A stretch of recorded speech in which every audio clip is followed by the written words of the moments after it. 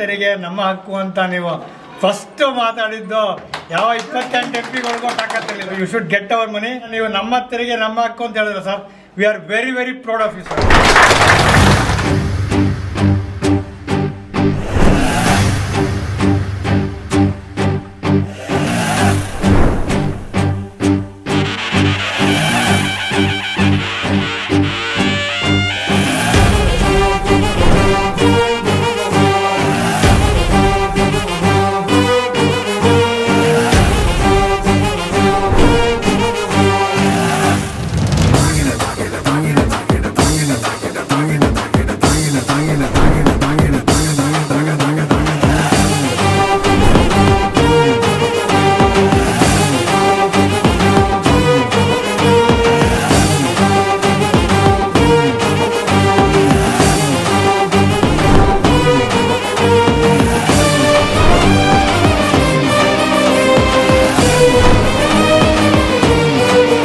ನಿಮ್ಗೆ ಕೆಲಸ ಆಗ್ತದಾ ಇಲ್ವಾ?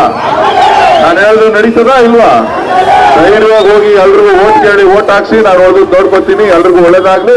ಧನ್ಯವಾದಗಳು.